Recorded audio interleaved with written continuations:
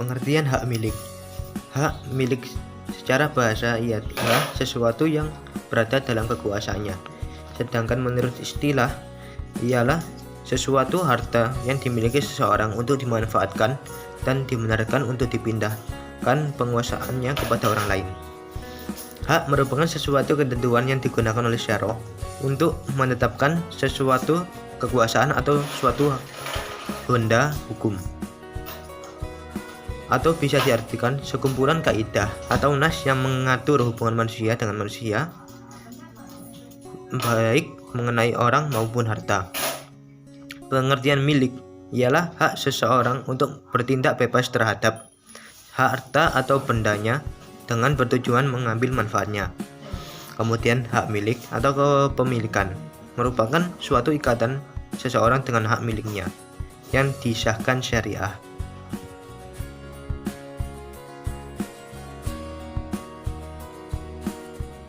Di sini akan menjelaskan tentang sebab-sebab kepemilikan. Jadi faktor yang mempengaruhi kepemilikan itu ada 5. Yang pertama itu irojul mubahat, harta yang mubah, harta yang belum dimiliki oleh seseorang. Nah, dalam pengertiannya yaitu harta yang memang menurut kebiasaan bisa dimiliki oleh seseorang jika dia telah mendapatkannya. Harta irojul mubahat ini bersifat umum, misalnya ikan yang ada di laut, tumbuhan yang ada di hutan, dan lain sebagainya. Untuk mendapatkan harta irojul mubahat ini ada 2 syarat. Yang pertama yaitu harta mubahat belum diikhrajkan oleh orang lain. Misalnya, seseorang mengumpulkan air dalam suatu wadah, setelah itu dibiarkan, maka orang lain tidak berhak untuk mengambil air tersebut karena air tersebut telah diikhrajkan oleh orang yang mengumpulkan tadi. Nah, syarat yang kedua itu adanya niat untuk memiliki.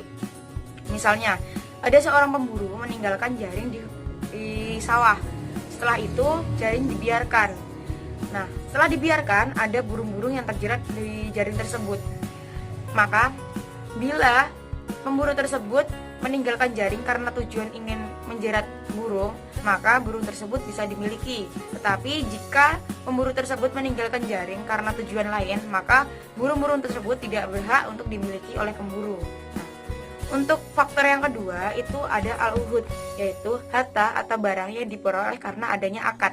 Misalnya, harta yang diperoleh dari transaksi jual beli, hutang piutang, pinjam meminjam, dan lain sebagainya. Nah, untuk faktor yang ketiga itu al-khulafiyah, yaitu harta atau barang yang diperoleh karena ia mendapat dari sebagian harta pusaka yang ditinggalkan oleh pewaris dan ia mendapat wasiat untuk memilikinya. Nah, arti lain dari al-khulafiyah ini yaitu bertempatnya seseorang atau sesuatu yang baru di tempat seseorang atau sesuatu yang lama yang telah hilang haknya. Nah, al-khulafiyah ini dibagi menjadi 2. Yang pertama, al-khulafiyah syahsyan syahsi, seseorang terhadap seseorang. Misalnya, kepemilikan suatu harta dari harta yang ditinggalkan oleh pewaris itu hanya sebatas memilikinya saja, tidak untuk mewariskan hutangnya. Yang kedua yaitu khulafiyah syai'in an syai'in, yaitu sesuatu terhadap sesuatu. Misalnya, apabila seseorang merugikan milik orang lain atau meminjam milik orang lain setelah itu merusaknya, maka orang tersebut wajib untuk mengganti kerugian yang telah dilakukan. Yang keempat yaitu at-talawadu minal mamluk, yaitu harta atau barang yang diperoleh karena pembiakan dari harta yang dimiliki sebelumnya. Misalnya dari peternakan kambing. Jadi anak-anak kambing dari peternakan tersebut sudah menjadi hak milik sang peternak. Untuk yang faktor yang kelima yaitu ihya al-mawat, yaitu membuka lahan baru, dalam artian yaitu pemanfaatan tanah yang mati. Nah, misalnya yaitu membuka lahan baru, lahan pertanian di tanah rawa-rawa yang tidak produktif untuk lahan pertanian. Nah, untuk membuka lahan baru ini ada 2 syarat. Yang pertama, tanah yang dibuka cukup hanya untuk keperluannya saja. Apabila lebih, orang lain bisa mengambilnya. Yang kedua, adanya kesanggupan dan alat-alat yang memadai. Nah, bukan untuk semata-mata untuk menguasai tanah tersebut. Nah, dalam pembukaan lahan baru ini hanya mencakup tanah yang mati, tanah yang sudah tidak ada pemilik.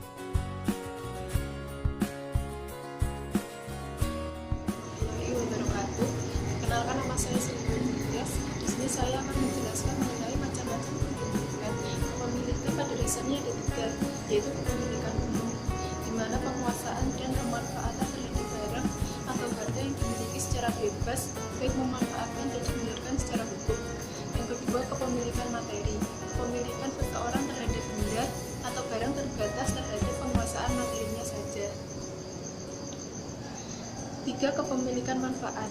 Kepemilikan manfaat merupakan kepemilikan seseorang terhadap harta atau barang terbatas kepada manfaatnya saja, tidak dibenarkan secara hukum untuk menguasai harta tersebut. Adapun contoh sudah tercantum pada makmur. Selain 3 macam kepemilikan tersebut, Dr. Hussein Abdullah berpendapat mengenai kepemilikan sebagai berikut. 1. Kepemilikan individu yang berdasarkan asy syari' dan dibagi menjadi 2 atas ketetapan asy syari'. 1. Ketetapan barang atau jasa yang diizinkan untuk dimiliki dan yang tidak dimiliki. Ini lebih ke haram dan halal. B. Ketetapan tentang cara memperoleh barang yang diizinkan dan yang tidak. 2. Kepemilikan umum yang menyangkut 3 jenis, yaitu A. Sarana-sarana umum yang diperlukan oleh seluruh kaum muslimin dalam kehidupan sehari-hari. B. Harta-harta yang keadaan asalnya terlarang bagi individu tertentu untuk memilikinya. C. Barang tambang atau SDA yang jumlahnya tak terbatas. 3. Kepemilikan negara, harta yang ditetapkan Allah untuk menjadi hak seluruh kaum muslim.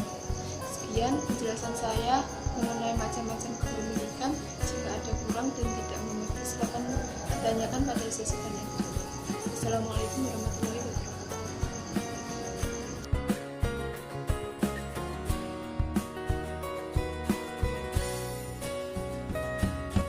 Assalamualaikum warahmatullahi wabarakatuh.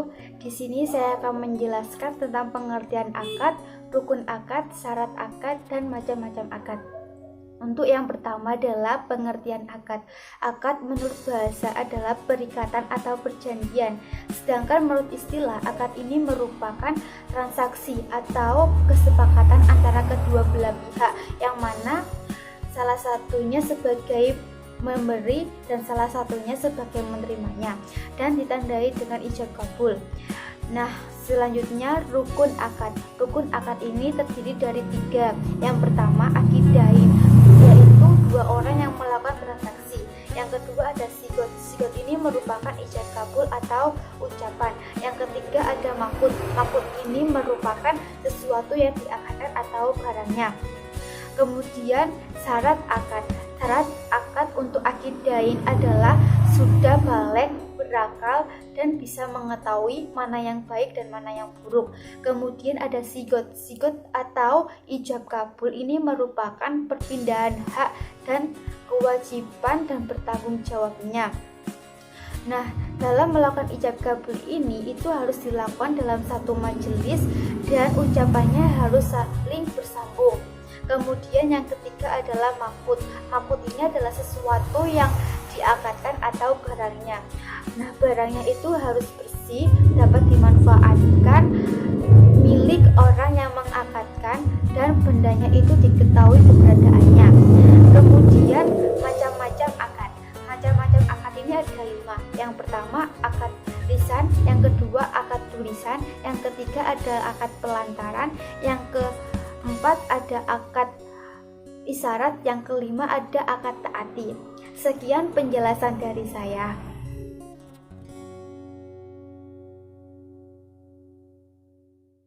Ada beberapa hikmah dalam hak kepemilikan atau hak milik. Yang pertama, terciptanya rasa aman dan tentram dalam kehidupan bermasyarakat. Dan yang kedua, terlindunginya rasa aman dan tentram dalam kehidupan bermasyarakat. Yang ketiga, timbulnya rasa kepedulian terhadap fasilitas-fasilitas umum. Dan yang keempat, timbulnya rasa kepedulian sosial yang semakin tinggi. Selain itu, ada juga beberapa hikmah dalam akad. Pertama, munculnya pertanggungjawaban moral dan material. Yang kedua, timbulnya rasa ketentraman dan kepuasan dari kedua belah pihak. Yang ketiga, terhindarnya perselisihan dari kedua belah pihak. Keempat, terhindarnya hak pemilik yang sah. Dan yang kelima, status kepemilikan harta yang jelas.